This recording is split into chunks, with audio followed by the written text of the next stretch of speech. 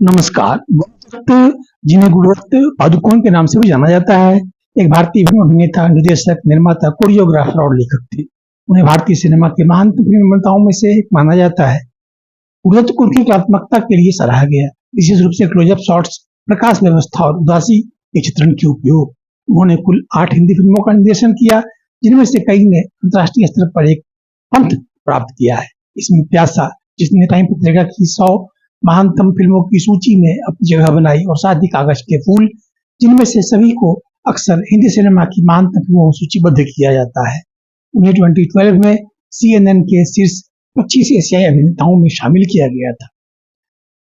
गुरुदत्त का जन्म 9 जुलाई 1925 को भारत में वर्तमान कर्नाटक राज्य के बेंगलुरु में कोंकण चित्रपुर के एक परिवार में हुआ था।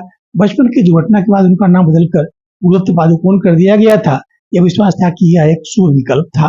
उनके पिता शिवशंकर राव पादुकोण एक हेडमास्टर और बैंकर थे। उनकी मां वसंती एक शिक्षक और लेखक थी। गुरुदत्त ने अपना प्रारंभिक बचपन भवानीपुर कोलकाता में बिताया और धारा प्रवाह बंगाली बोलते थे। उनकी एक छोटी बहन ललिता लाजमी, जो एक भारतीय चित्रकार थी, और 3 छोटे भाई आत्माराम, देवी और विजय थे। उनकी भतीजी कल्पना लाजमी भी एक प्रसिद्ध भारतीय फिल्म निर्देशक, निर्माता और पटकथा लेखक थी। उनके दूसरे चचेरे भाई श्याम बेनेगल एक निर्देशक और पटकथा लेखक थे।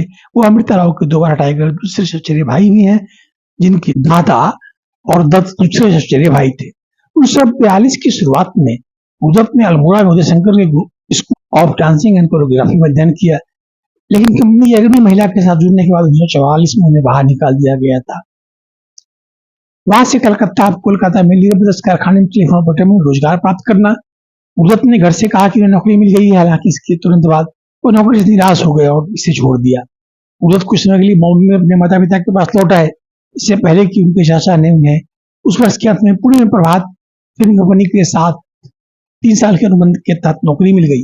एक समय अग्रणी प्रोडक्शन कंपनी रही। इस कंपनी ने पहले ही अपनी सर्वश्रेष्ठ प्रतिभा बी शांताराम की विदाई देख ली थी, जिन्होंने तब तक राजकमल कला मंदिर नाम से अपनी खुद की प्रोडक्शन कंपनी लॉन्च कर दी थी। प्रभात में ही दत्त ने 2 लोगों से मुलाकात की, जो रहमान और देव आनंद जैसे उनके आजीवन अच्छे दोस्त बने रहे, जिनमें से बाद में दत्त के निर्देशन में बनी पहली फिल्म बने। 1945 में गुरुदत्त ने विश्राम बेडेकर की लख रानी 1945 में एक छोटी भूमिका के रूप में अपने अभिनय की शुरुआत की। 1946 में उन्होंने एक सहायक निर्देशक के रूप में काम किया और पी संतोषी की फिल्म हम एक हैं के लिए नृत्य कोरियोग्राफ किया, जिसमें देवानंद ने अपने अभिनय की शुरुआत की। प्रभात के साथ गुरुदत्त का अनुबंध 1947 समाप्त हो गया। दत्त की मां ने उन्हें कंपनी के सीईओ बाबूराव पई के साथ फ्रीलांस सहायक के रूप में नौकरी दिलाई। सहायक नर्तकी विद्या के साथ जुड़ने के बाद दत्त ने एक बार फिर अपनी नौकरी खो दी, जिसके साथ वो भाग गए क्योंकि उसके पास पहले से एक मंगेतर था। गुरुदत्त वहां से लगभग 10 महीने तक बेरोजगार रहे और बॉम्बे के माटुंगा में अपने परिवार के साथ रहे। इस समय के दौरान दत्त ने अंग्रेजी में लिखने के लिए एक स्वभाव विकसित किया और एक स्थायी साप्ताहिक अंग्रेजी भाषा की पत्रिका the illustrated weekly off India के लिए लघु कथाएं लिखी। 1947 में प्रभात के साथ अपने समय में विफल होने के बाद दत्त मुंबई चले गए, जहां उन्होंने उस समय के 2 निर्देशकों के साथ काम किया। गर्ल्स स्कूल 1949 में, अमिया चक्रवर्ती और ज्ञान मुखर्जी बॉम्बे टॉकी फिल्म संग्राम 1950 में। इस समय के आसपास देवानंद ने दत्त को अपनी नई कंपनी नवकेतर में निर्देशक के रूप में नौकरी की पेशकश की। प्रभात अपने समय में, जबकि दोनों अभी भी 2 के लिए नए थे, आनंद और दत्त एक समझौते पर पहुंचे कि अगर दत्त एक फिल्म निर्माता बनना चाहते थे तो वह आनंद को अपने नायक के रूप में काम रखेंगे, और अगर आनंद को एक फिल्म का निर्माण करना था तो दत्त को स्क्रीन के रूप में इस्तेमाल करेंगे। इस बात को निभाते हुए उन्होंने एक पंक्ति में 2 सुपर हिट फिल्में बनाई। इस अनुबंध के तहत सबसे पहले देवानंद ने गुरुदत्त को बाजी 1951 के लिए काम पर रखा। इसमें खुद देवानंद ने अभिनय किया और दत्त के निर्देशन की शुरुआत की। अपने नैतिक रूप से अस्पष्ट नायक, अतिक्रमण, सायरन और छाया प्रकाश व्यवस्था के कारण यह फिल्म हॉलीवुड की 1940 के दशक की फिल्म नोयर शैली के लिए एक श्रद्धांजलि थी, और बॉलीवुड में अगले दशक के लिए नोयर शैली को परिभाषित किया। बाजी जो एक तत्काल सफलता थी। उसके बाद जाल 1952, जिसे दत्त ने निर्देशित किया और आनंद ने अभिनय किया, और फिर से बॉक्स ऑफिस पर सफल रही। गुरुदत्त ने आनंद को CID 1956 में कास्ट किया। दत्त की मौत के बाद आनंद ने कहा कि वह एक युवा व्यक्ति थे, उन्हें निराशाजनक चित्र नहीं बनाने चाहिए थे। गुरुदत्त और चेतन आनंद, आनंद के बड़े भाई, जो एक निर्देशक भी थे, के बीच रचनात्मक मतभेदों ने भविष्य के सहयोग को मुश्किल बना दिया। अपनी अगली परियोजना के लिए गुरुदत्त ने बाद 1953 में निर्देशन और अभिनय किया। हालांकि ये फिल्म ने बॉक्स ऑफिस पर बहुत अच्छा प्रदर्शन नहीं किया, लेकिन इसने गुरुदत्त टीम को एक साथ लाया। जिन्होंने बाद की फिल्मों में अच्छा प्रदर्शन किया। टीम में दत्त द्वारा खोजे गए और सलाह देने वाले फिल्म निर्माता शामिल थे, जिनमें जॉनी वॉकर, अभिनेता कॉमेडियन वीके मूर्ति, छायाकार अबरार अलवी, लेखक निर्देशक राज खोसला, लेखक वहीदा रहमान, अभिनेत्री शामिल हैं। हालांकि दत्त की अगली फिल्में ब्लॉकबस्टर थी। 1954 में आर पार, 1955 में मिस्टर एंड मिसेज 55, सीआईडी, फिर 1956 में सैलाब और प्यासा 1957 में। दत्त ने इन 5 फिल्मों में 3 में मुख्य भूमिका निभाई। 1959 में सिनेमास्कोप में निर्मित पहली भारतीय फिल्म दत्त की कागज के फूल की रिलीज हुई। नवाचार के बावजूद कागज एक प्रसिद्ध निर्देशक दत्त द्वारा अभिनीत के बारे में, जिससे अभिनेत्री वहीदा रहमान द्वारा अभिनीत दत्त की वास्तविक जीवन प्रेम रुचि से प्यार हो जाता है, बॉक्स ऑफिस पर एक तीव्र निराशा थी।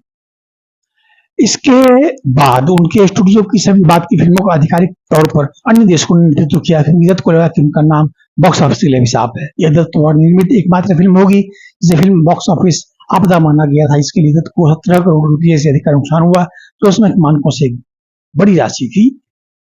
बाद की फिल्में गुरुदत्त की टीम ने एम सारिक द्वारा निर्देशित 14वीं का चांद रिलीज की और इसमें वहीदा रहमान के साथ दत्त ने अभिनय किया। फिल्म बॉक्स ऑफिस पर एक स्मैश हिट थी और एक कागज से दत्त के नुकसान की भरपाई से अधिक थी। फिल्म का टाइटल ट्रैक 14वीं का चांद कलर सीक्वेंस में, और ये एकमात्र मौका है जब गुरुदत्त को रंगीन देखा जा सकता है।